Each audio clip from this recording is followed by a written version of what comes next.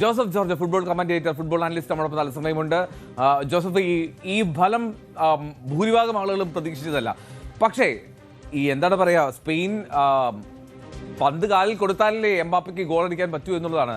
കളിപ്പിച്ചു എന്ന് പറഞ്ഞാൽ അക്ഷരാർത്ഥത്തിൽ നമ്മൾ മലയാളത്തിൽ പറയുന്ന കളിപ്പിക്കലായിരുന്നു സ്പെയിൻ ഫ്രാൻസിനെ. ഒരർത്ഥത്തിലും ഫ്രാൻസിന് അവസരം കൊടുക്കാത്തൊരു സ്പാനിഷ് ടീം. ഇതെന്തൊരു കളിയായിരുന്നു. വളരെ മനോഹരമായിട്ട് സ്പെയിൻ പന്ത് കൈവശം വെച്ചു എന്ന് മാത്രമല്ല, ഫ്രാൻസിനെ ഇട്ട് നെട്ടോട്ടം ഓടിച്ചു. ഫ്രാൻസിന് ഈ മത്സരത്തിൽ ആകെ 0.3 XG മാത്രമേ കണ്ടെത്താൻ സാധിച്ചിട്ടുള്ളൂ. ഫ്രാൻസിനെ പോലുള്ള ഒരു അറ്റാക്കിംഗ് ടീമിന് ആകെ 3 ഷോട്ട് ഓൺ ടാർഗറ്റ് ആണ് എടുക്കാൻ പറ്റിയത്. അതായത് 3 സേവുകളെ ഉണായ് സിമോണ് കണ്ടെത്തേണ്ടി വന്നുള്ളൂ. അതുപോലെ തന്നെ എടുത്തു പറയണം, ഉണായ് സിമോൺ വളരെ മനോഹരമായിട്ട് സ്വീപ്പ് ചെയ്തു. ഒരു സ്വീപ്പർ കീപ്പറായി 2014 എങ്ങനെയാണോ ഒലിവർ കാൻ ജർമ്മനിക്ക് വേൾഡ് കപ്പ് നേടിക്കൊടുത്തത്, മാനുവൽ ന്യൂയർ എങ്ങനെയാണോ വേൾഡ് കപ്പ് നേടിക്കൊടുത്തത്, ഒലിവർ ഖാൻ ഇന്നലെ അതിനെക്കുറിച്ച് പറയുകയുണ്ടായി. അപ്പോൾ അത് ഓർമ്മ വന്നപ്പോൾ അത് പറഞ്ഞതാണ്. കൃത്യമായിട്ടും അതേ ഒരു തന്ത്രം തന്നെയാണ്. വളരെ പെട്ടെന്ന് തന്നെ ലൈനിൽ നിന്ന് വരുന്ന ഉണായ് സിമോൺ അത് കഴിഞ്ഞ് വന്ന് ക്ലിയർ ചെയ്യുന്നു. അപ്പോൾ എങ്ങനെയാണ് എംബാപ്പയ്ക്കും കൂട്ടർക്കും അവസരം നിഷേധിക്കുക എന്ന് ചോദിച്ചപ്പോൾ സ്പേസ് കൊടുക്കരുത്, ടൈം കൊടുക്കരുത്, ഡിഫൻസിന് പുറകിൽ ഓടാൻ കൊടുക്കരുത് എന്നൊക്കെ നമ്മൾ പറയുകയുണ്ട്. അതുപോലെ പന്ത് കൊടുക്കരുത്, പന്ത് എന്തായാലും കൊടുത്തില്ല, പന്തിന് പുറകെ ഓടുകയായിരുന്നു. കിട്ടിയ അവസരത്തിൽ കൃത്യമായി വന്ന് ഉണായ് സിമോൺ വന്ന് അദ്ദേഹം നടത്തിയ 3 സേവുകളേക്കാൾ ഉപരി വളരെയധികം നിർണായകമായ ഇന്റർസെപ്ഷൻസ്, നിർണായകമായ ഇടപെടലുകൾ ഉണ്ടായിരുന്നു. അങ്ങനെ ഒരു സമ്പൂർണ്ണ ഗെയിം തന്നെയായിരുന്നു, സമ്പൂർണ്ണ ആധിപത്യമായിരുന്നു സ്പെയിനിന്റേത്. അർഹിച്ച വിജയം തന്നെ. റൈറ്റ്. ഇനി ഏറ്റവും പ്രധാനപ്പെട്ട ഇപ്പോൾ ചർച്ച നടക്കുന്ന മൊത്തം ലമീൻ യമാലിന്റെ ആ വീഴ്ച, അത് പെനാൽറ്റി ആണോ, പെനാൽറ്റി നൽകേണ്ട സാഹചര്യം ഉണ്ടായിരുന്നോ എന്നുള്ളതൊക്കെയാണ്. എന്താണ് ജോസഫിന് തോന്നുന്നത്? അത് പിന്നെ സ്പെയിൻ അനുകൂലമായി ലഭിച്ച പെനാൽറ്റി അത് വർത്താണോ, അല്ലെങ്കിൽ അത് നിർണായക തീരുമാനമാണ്, അത് ശരിയായിരുന്നോ? ഇതുവരെയുള്ള എല്ലാ VAR തീരുമാനങ്ങളോടും ഞാൻ യോജിച്ചിരുന്നെങ്കിലും ഇതിന് എനിക്ക് യോജിക്കാൻ പറ്റാത്ത 2 എക്സാമ്പിൾ ഇതിനു മുമ്പ് ഇതേ ലോകകപ്പിൽ നടന്നിട്ടുണ്ട്. അതായത് ലമീൻ യമാൽ ആ പന്ത് കളിക്കുന്നത് തന്നെ പെനാൽറ്റി എടുക്കാൻ വേണ്ടിയാണ്. അപ്പൊ ഓൾറെഡി അദ്ദേഹത്തിന്റെ ചാട്ടം നോക്കുകയാണെങ്കിലും ബോഡി പൊസിഷനിങ് നോക്കുകയാണെങ്കിലും അത് പുറം തിരിഞ്ഞു നിന്ന് അത് ഇങ്ങനൊരു ക്ലിയറൻസ് വരും. ആ അടി കൊള്ളുമ്പോഴേ വീഴാൻ വേണ്ടി ഓൾറെഡി വീഴാൻ പോവുകയാണ്. അപ്പോൾ ഓൾറെഡി അദ്ദേഹത്തിന്റെ മോഷൻ നോക്കുകയാണെങ്കിൽ, അത് ബോഡി പൊസിഷനിങ് നോക്കുകയാണെങ്കിൽ ചെറുതായിട്ടൊന്ന് ചെരിഞ്ഞാണ് വീഴാൻ പോവുകയാണ്. അങ്ങനെ ഉള്ളപ്പോൾ അത് ഇനിഷ്യേറ്റ് ചെയ്യുമല്ലേ, അത് ഉദ്ദേശം പന്തെടുത്ത് കളിക്കുകയല്ലല്ലോ, വീഴുകയല്ലേ എന്നുള്ള ഒരു ചോദ്യം വരുന്നു. അതിന്റെ ഉദാഹരണം പറയുകയാണെങ്കിൽ ഞാൻ പറഞ്ഞ 2 ഉദാഹരണം. ഒന്ന്, ഇംഗ്ലണ്ട് നോർവേ മത്സരത്തിൽ ജഡ് സ്പെൻസ് ഒരു പെനാൽറ്റി വിജയിച്ചിരുന്നു. അതിനുശേഷം അത് കണ്ടു കഴിഞ്ഞാൽ 100% ഷുവർ ഷോട്ട് പെനാൽറ്റി എന്ന് തോന്നി. അതിനുശേഷം അത് ക്യാൻസൽ ചെയ്യണം. കാരണം സ്പെൻസ് അത് അദ്ദേഹത്തിന്റെ ഓടുന്ന ഡയറക്ഷൻ മാറ്റി കാലെടുത്ത് എതിരാളികളുടെ മുമ്പിൽ വെച്ച് വീഴുകയായിരുന്നു എന്നാണ് റഫറി വിധിച്ചത്. അപ്പോൾ അവിടെ ഒരു കൺസിസ്റ്റൻസി വേണം. കാരണം അത് ഇനിഷ്യേറ്റ് ചെയ്തു, പെനാൽറ്റിക്ക് വേണ്ടി ഇനിഷ്യേറ്റ് ചെയ്തു, ഡയറക്ഷൻ മാറ്റി പന്തിന് വേണ്ടിയല്ല പെനാൽറ്റിക്ക് വേണ്ടിയാണ് ശ്രമിച്ചതെന്നുള്ളതുകൊണ്ടാണ് അവിടെ കൊടുക്കാതിരുന്നത്. അതേപോലെ തന്നെ ശരിക്കും ഫ്രാൻസിനെയും എംബാപ്പയെയും ഏറ്റവും അധികം ചൊടിപ്പിക്കാൻ കാരണം ഇതായിരിക്കും. ഫ്രാൻസ് സെനഗൽ ഗ്രൂപ്പ് സ്റ്റേജിലെ ഒരു മത്സരത്തില് സാദിയോ മാനെ വന്ന് ബോക്സിൽ കിലിയൻ എംബാപ്പയെ ടാക്കിൾ ചെയ്യുകയായിരുന്നു. അദ്ദേഹത്തിന് പന്ത് തൊട്ടുപോലുമില്ല, പന്ത് കിട്ടിയില്ല. പക്ഷെ എംബാപ്പെ മാനയെ തട്ടി വീഴുന്നു. പക്ഷെ എംബാപ്പെ മാനയെ തട്ടി വീഴുന്നത് വീഴാൻ വേണ്ടി പെനാൽറ്റിക്ക് വേണ്ടിയാണെന്നാണ് അന്നത്തെ റെഫറിയും VAR അത് ചെക്ക് ചെയ്തിട്ട് പോലും, മെയിൻ റെഫറി VAR പോയി സ്ക്രീനിൽ പോയി ചെക്ക് ചെയ്തിട്ട് പോലും വിളിച്ചത്. അപ്പൊ അതായത് അവിടെയും ആ ഗോളിന്റെ സാരാംശം ഇതായിരുന്നു, വീഴാൻ വേണ്ടിയായിരുന്നു എംബാപ്പെ നോക്കിയത്, അല്ലാതെ കളിച്ചു പോകാൻ വേണ്ടിയല്ല. അതുകൊണ്ട് പെനാൽറ്റി കൊടുത്തില്ല എന്നാണ്. അപ്പോൾ അങ്ങനെയുള്ള തീരുമാനങ്ങൾ ഇതിനു മുമ്പ് ഈ ലോകകപ്പിൽ ഉണ്ടായ സ്ഥിതിക്ക് ഇത് വ്യത്യസ്തമായ ഒരു തീരുമാനം വരുന്നു. അതായത് ആ ഒരു കൺസിസ്റ്റൻസി മെയിൻറ്റെയിൻ ചെയ്യുന്നില്ല. അതുകൊണ്ട് തന്നെയാണ് ആ ഒരു തീരുമാനത്തോട് യോജിക്കാൻ പറ്റാത്തത്. കാരണം ലമീൻ യമാൽ അവിടെ പന്ത് എടുത്ത് കളിച്ചു പോകാനുള്ള ശ്രമമല്ല നടത്തിയത്. പിന്നെ അത് കഴിയുമ്പോൾ ഒരു ഹാൻഡ് ബോൾ അല്ലേ എന്നുള്ളൊരു ചോദ്യമുണ്ട്. ക്ലോസ് റേഞ്ചിൽ നിന്നും ഉള്ള ഡിഫ്ലക്ഷൻ ഒരിക്കലും ഹാൻഡ് ബോൾ ആയിട്ട് പരിഗണിക്കില്ല. അപ്പൊ അതുകൊണ്ട് തന്നെ ലൂക്കാസ് ഡീനോയുടെ ഹാൻഡ് ബോൾ ഒരിക്കലും അവിടെ ഒരു ഇക്വേഷനിലേ വരുന്നില്ല. കാരണം അതിനു മുമ്പേ ലമീൻ യമാലിന്റെ കോണ്ടാക്ട് വന്നു, പെനാൽറ്റി കൊടുത്തു എന്നുള്ളതാണല്ലോ വിധി വന്നത്. അപ്പോൾ ആ ഒരു കോണ്ടാക്ട് തന്നെ അത് ഇനീഷ്യേറ്റ് ചെയ്തത് പെനാൽറ്റിക്ക് വേണ്ടിയാണ്, ഫൗളിന് വേണ്ടിയാണ്. അപ്പോൾ അതുകൊണ്ട് തന്നെ അത് കൊടുക്കരുതായിരുന്നു എന്നുള്ളൊരു വാശക്കാരനാണ് ഞാൻ. റൈറ്റ്. ഇനിയും ഈ ഡെംബലെ എവിടെ, എംബാപ്പെ എവിടെ എന്ന് അന്വേഷിക്കുന്നുണ്ടായിരുന്നു ഫ്രഞ്ച് ആരാധകർ. കാരണം അത്രമാത്രം മിനിമൽ ടച്ചാണ് ഇന്നലെ എംബാപ്പയ്ക്കൊക്കെ പന്ത് കിട്ടിയത്. ഈ ഇന്റർസെപ്ഷനിൽ അതൊരു എന്താ പറയുക, വളരെ കലയായിരുന്നു ഇന്നലെ ഫ്രാൻസിനെതിരെ സ്പെയിൻ കാഴ്ചവെച്ചത്. ഇത്ര മനോഹരമായിട്ടാണ് അവർ ഓരോ പന്ത് ഇങ്ങനെ പിടിച്ചെടുക്കുക, ആ പന്ത് കൊണ്ട് മുന്നോട്ട് പോവുക. ക്ലൂ ഉണ്ടായിരുന്നില്ല, ക്ലൂലെസ് ആയിരുന്നു അക്ഷരാർത്ഥത്തിൽ ഫ്രാൻസ് ഇന്നലെ.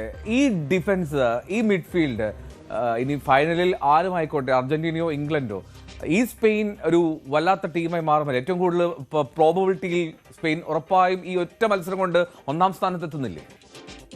യെസ്, ഈ ഒരൊറ്റ മത്സരം കൊണ്ട് തന്നെ നമ്മള് ഫേവറേറ്റ്സിനെ തോൽപ്പിച്ച് കളഞ്ഞ നിലം തൊടിയിപ്പിക്കാത്ത ടീം അപ്പോൾ പുതിയ ഫേവറേറ്റ്സ് അവർ തന്നെയാകുമെന്നുള്ള കാര്യത്തിൽ യാതൊരു സംശയവുമില്ല. അതുപോലെ തന്നെ ഒരു സാമ്യത്തിലേക്കാണ് ഞാൻ പോകുന്നത്. 2008 യൂറോപ്യൻ ചാമ്പ്യന്മാരായിരുന്ന സ്പെയിൻ അന്ന് ലോകകപ്പിന്റെ ഫൈനലിലെത്തി ലോകകപ്പ് നേടുകയായിരുന്നു. അപ്പൊ യൂറോപ്യൻ ചാമ്പ്യന്മാരും ലോക ചാമ്പ്യന്മാരുമായി. ഇപ്പോൾ നിലവിൽ 2024 യൂറോപ്യൻ ചാമ്പ്യന്മാരാണ് സ്പെയിൻ. 2026 ലോകകപ്പ് ഫൈനലിൽ എത്തിയിരിക്കുന്നു. ഇപ്പോൾ 2010 ചരിത്രം ആവർത്തിക്കുമോ എന്നാണ് ഇനി കാത്തിരുന്ന് കാണേണ്ടത്. അപ്പൊ അതിനുള്ള കളി അവർ കളിച്ചു. ഇനി നേരത്തെ പറഞ്ഞതുപോലെ അവർ പന്ത് റാഞ്ചി എടുത്തിട്ട് വളരെ പെട്ടെന്നുള്ള എക്സ്ചേഞ്ചും ഇന്റർചേഞ്ച് ഓഫ് പൊസിഷൻസുമാണ് ഇന്നത്തെ കളിയിൽ മറ്റൊരു പ്രധാന വ്യത്യാസം കണ്ടതെന്ന് പറഞ്ഞു കഴിഞ്ഞാൽ ഫ്രാൻസിന്റെ അറ്റാക്കുകൾ. നമ്മൾ ഈ നേരത്തെ പറഞ്ഞ ക്ലിയറൻസുകൾ അല്ലെങ്കിൽ ഉനായ് സിമോന്റെ ഇടപെടലുകളൊക്കെ വന്ന അറ്റാക്കിംഗ് പ്ലേയേഴ്സിനെയാണ്. അവരുടെ അറ്റാക്കേഴ്സ് മാത്രമേ ആ ലൈൻ ബ്രേക്ക് ചെയ്ത്, of side trap high line ആണെങ്കിൽ പോലും അത് ബ്രേക്ക് ചെയ്തിട്ട് വരാൻ ശ്രമിച്ചുള്ളൂ. പക്ഷെ നേരെ തിരിച്ചോ, എങ്ങനെയാണ് സ്പെയിൻ ഫ്രാൻസിന്റെ ഓഫ് സൈഡ് ട്രാപ്പിനെ ബീറ്റ് ചെയ്ത് നോക്കുക? വളരെ കൃത്യമായിട്ട് നമുക്ക് കാണാം. പെഡ്രോ പോറോയുടെ ആ ഗോള് ഉദാഹരണമായിട്ട് എടുത്താൽ മതി. പെഡ്രോ പോറോയാണ് ആ ഓഫ് സൈഡ് ട്രാപ്പ് ബീറ്റ് ചെയ്ത് വരുന്നത്. എത്ര അനായാസമാണ്. ഡാനി ഓൾമോയ്ക്ക് പാസ് കൊടുക്കുമ്പോൾ തന്നെ അദ്ദേഹം തീരുമാനിച്ചിരുന്നു, ഞാൻ ആ റൺ കണ്ടിന്യൂ ചെയ്യാണ്, അതൊരു 1-2 ആണ്. ആ 1-2 മൊത്തം ഡിഫൻസ് ബീറ്റൺ ആയിപ്പോയി. അപ്പോൾ അത്ര മനോഹരമായിട്ട് അവരാ ഡിഫൻഡേഴ്സും അതുപോലെ സെൻട്രൽ മിഡ്ഫീൽഡേഴ്സും ആണ് പൊതുവെ ആ റൺ എടുത്തത്. അതിന് പ്രധാന കാരണം നമ്മൾ ഡാനി ഓൾമോ അവിടെ അസിസ്റ്റ് നൽകിയ ഡാനി ഓൾമോയ്ക്ക് ആ കിട്ടിയൊരു അംഗീകാരം തന്നെയാണ്. കാരണം ഇന്നത്തെ മത്സരത്തിൽ അദ്ദേഹം 30 പാസ് അറ്റംപ്റ്റ് ചെയ്തു, ഒരെണ്ണം മാത്രമേ മിസ് പാസ് ആയുള്ളൂ. 29 പാസ് പൂർത്തിയാക്കി, ഒരു അസിസ്റ്റ്. അപ്പൊ അദ്ദേഹത്തിന്റെ ഇടപെടലുകൾ പലപ്പോഴും ഡീപ്പായിട്ട് വന്ന് ആ സ്പേസ് ക്രിയേറ്റ് ചെയ്യുകയാണ് ബാക്കിയുള്ളവർക്ക് ഓടിക്കയറാൻ വേണ്ടി.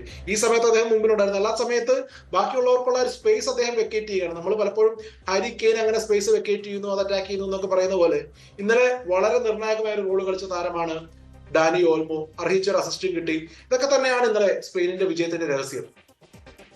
റോദ്രി, അവരുടെ ക്യാപ്റ്റൻ, ആ റോദ്രിയുടെ മികവ് കൂടി പറഞ്ഞു പോകണമെന്ന് തോന്നുന്നു. കാരണം അദ്ദേഹത്തെ പോലെ ഒരു മിഡ്ഫീൽഡ് മാസ്റ്ററോ എത്ര ഭംഗിയായിട്ടാണ് ആ മത്സരത്തിന്റെ നിയന്ത്രണം അയാൾ സ്വന്തം ടീമിന്റെ കൈകളിലേക്ക് എത്തിച്ചത്. കാലുകൊണ്ട് അയാൾ കളിമനൻ. തീർച്ചയായിട്ടും റോഡ്രി ആണ് ഈ പാവകളെ നിയന്ത്രിക്കുന്നത് പോലെ ഈ ടീമിനെ മൊത്തം നിയന്ത്രിച്ചത്. അദ്ദേഹത്തിന്റെ ചുറ്റുമാണ്. അദ്ദേഹമായിരുന്നു ആ ടീമിന്റെ പിവോട്ട്. ഇതിന്റെ മധ്യനിരയിലെ കടിഞ്ഞാൻ മുഴുവൻ റോഡ്രിയുടെ പക്കലായിരുന്നു. ഒലിസെ ഒരു ടാക്കിൾ ചെയ്തത് ഒരു സ്റ്റഡ്സ് അപ്പ് ചലഞ്ച് ആയിരുന്നു. റെഡ് കാർഡ് കിട്ടാതെ രക്ഷപ്പെട്ടത് ഭാഗ്യം. അത് റോഡ്രിക്കെതിരെയായിരുന്നു. കാരണം റോഡ്രി ഇവരുടെ ആക്രമണങ്ങളൊക്കെ എടുക്കുന്നു, അതിനുശേഷം പെട്ടെന്ന് കൊടുത്തു മാറി അദ്ദേഹം സ്പേസ് കണ്ടെത്തുന്നതാണ്. ആ ടൈറ്റ് ഏരിയയിൽ പോലും ഫ്രാൻസിനെ തിരിച്ച് പ്രസ് ചെയ്തിട്ട് പന്ത് തിരിച്ചു പിടിക്കാൻ പറ്റുന്നില്ല. ബോൾ റിക്കവറി ടൈം വളരെ കൂടുതലായിരുന്നു. അതേസമയം സ്പെയിനിന്റെ പൊസിഷൻ നഷ്ടപ്പെട്ടാലും ബോൾ റിക്കവറി ടൈം വളരെ കുറവായിരുന്നു. അതിന്റെ പ്രധാന കാരണക്കാരൻ നമ്മുടെ റോഡ്രി തന്നെ. മികച്ച ടാക്കിളുകളിലൂടെ, മികച്ച റിക്കവറിയിലൂടെ എപ്പോഴും പന്ത് വശത്താക്കുകയും അതുപോലെ തന്നെ ലൈൻ ബ്രേക്കിംഗ് പാസുകളിലൂടെ എതിരാളികളെ ബ്രേക്ക് ചെയ്യുകയും ചെയ്തു. റോഡ്രി ഈ ലോകകപ്പിലെ മികച്ച താരം എന്ന് കഴിഞ്ഞ ദിവസമൊക്കെ പറയുകയുണ്ടായി. അതിൽ യാതൊരു സംശയവുമില്ല. അതിന് അടിവരയിടുന്ന ഒരു പെർഫോമൻസ് ആണ് കാഴ്ചവെച്ചത്. ഗോൾഡൻ ബോൾ റോഡ്രിക്ക് കിട്ടട്ടെ എന്ന് ആഗ്രഹിക്കുന്ന ഈ ഒരു അവസരത്തിൽ ഇനി ഞാൻ പലപ്പോഴും പറഞ്ഞിട്ടുണ്ട്, ഹാരി കെയ്നും ഇംഗ്ലണ്ടും അല്ലെങ്കിൽ. ഓക്കെ, ഞാൻ ഇനി മറ്റൊരു കാര്യം, നമ്മളിപ്പോൾ സ്പെയിനിൻ്റെ ഒരു ആംഗിൾ പറഞ്ഞു. പക്ഷേ ഫ്രഞ്ച് ആരാധകർ നോക്കുമ്പോൾ എന്തായിരിക്കും അവരുടെ വീഴ്ച? എന്താണ് ശരിക്കും ഫ്രാൻസിന് സംഭവിച്ചത് സ്പെയിനിന്റെ മികവിനേക്കാൾ ഉപരിയായി? ഫ്രാൻസിന് അവരുടെ അറ്റാക്കിന് ഒരു ക്ലിനിക്കാലിറ്റി ഇല്ലായിരുന്നു. അവർ കൂടുതൽ ടൈം എടുത്തു പന്ത് കിട്ടുമ്പോഴാണെങ്കിൽ പോലും. ഇങ്ങനെ ഓർഗനൈസ്ഡ് ആവാനായിട്ട് സ്പെയിന് സമയം കൊടുത്തു എന്നുള്ളതാണ് ഫ്രാൻസിന് പറ്റിയൊരു വലിയ വീഴ്ച. അത്ര സമയം എടുത്ത് അറ്റാക്ക് ചെയ്യാൻ പറ്റിയ ഒരു ടീം ആയിരുന്നില്ല സ്പെയിൻ എന്ന് വളരെ വ്യക്തമായിരുന്നു. വളരെ പെട്ടെന്ന് തന്നെ അറ്റാക്ക് ചെയ്യുക, ഗോൾ കീപ്പറെ നന്നായിട്ടൊന്നും പരീക്ഷിക്കാൻ പോലും അവർക്ക് സാധിച്ചില്ല. എംബാപ്പെ പെനാൽറ്റി ബോക്സിൽ 7 ടച്ച് എടുത്തു എതിരാളികളുടെ. 3 ഷോട്ടാണ് പുള്ളി എടുത്തത്, ഒരെണ്ണം പോലും ടാർഗറ്റിലില്ല. ഏറ്റവും പ്രധാനപ്പെട്ട താരത്തെ സംഭൂജനാക്കി കഴിഞ്ഞു. ഒലിസെ പിൻവലിക്കേണ്ടി വന്നു. ഡെംബലയും അത്ര ശോഭിച്ചില്ല. ഡുവയ്ക്ക് കിട്ടിയ അവസരങ്ങൾ അദ്ദേഹത്തിന് ശരിക്കും എംബാപ്പെ കയറി പ്രസ് ചെയ്തു വന്ന ഉനായ് സിമോന്റെ നഷ്ടപ്പെട്ട ഒരു പന്ത് ഫസ്റ്റ് ടൈം ഫിനിഷ് ചെയ്യേണ്ടതായിരുന്നു ഡുവെ. പക്ഷെ അത് നേരെ കയ്യിലേക്കാണ് അടിച്ചു കൊടുത്തത്. അപ്പൊ അങ്ങനെ ഗോൾ കീപ്പർ ഔട്ട് ഓഫ് പൊസിഷനായിട്ട് ഗോൾ കാലിയായിരുന്നിട്ട് പോലും അവർക്ക് ഗോൾ കണ്ടെത്താൻ സാധിച്ചില്ല. അപ്പൊ പ്രധാനമായും ഫിനിഷിങ്ങിലെ പോരായ്മ തന്നെ. രണ്ടാമത്തേത്, എന്തുകൊണ്ട് അവർ അത്ര സമയം എടുത്തു ആക്രമിക്കാൻ? ഒരു വ്യഗ്രത ഉണ്ടായിരുന്നില്ല. എത്രയും പെട്ടെന്ന് ആക്രമിക്കണം, എത്രയും പെട്ടെന്ന് സ്പേസ് കണ്ടെത്തണം എന്നുള്ളതുണ്ടായിരുന്നില്ല. പന്ത് നഷ്ടപ്പെട്ട് കഴിഞ്ഞപ്പോൾ തിരിച്ചു കിട്ടുന്നുമില്ല. ശരിക്കും ഇട്ട് പന്തിന് പുറകെ ഇട്ട് ഓടിച്ചു എന്ന് പറയാം. Right, thank you so much Joseph George. എന്താണെങ്കിലും രാത്രി മത്സരം കഴിഞ്ഞ് 2:45 കിടന്ന് ഉറക്കത്തിൽ നിന്ന് വിളിച്ചെഴുന്നേൽപ്പിച്ചതാണ് ജോസഫിനെ. Anyway thank you so much for joining ഫുട്ബോളം. എന്താണെങ്കിലും ജോസഫ് പറഞ്ഞതുപോലെ അതിവേഗത്തിൽ നീങ്ങുന്ന ഫ്രഞ്ച് ടീം ഇന്നലെ സ്പെയിനിന് മുന്നിൽ അല്പം ഒന്ന് പമ്മി എന്നുള്ളതാണ്. അതായിരുന്നു അവരുടെ തോൽവിയുടെ ആദ്യ കുഴി തോണ്ടിയത് അവിടെയാണ് എന്നുള്ളതാണ്.